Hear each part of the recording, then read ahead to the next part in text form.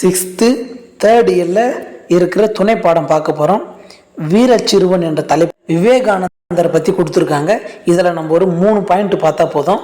விவேகானந்தர் யாருன்னா ராமகிருஷ்ண பரமஹம்சருடைய சீடர் தான், முதன்மையான சீடர் தான் விவேகானந்தர்.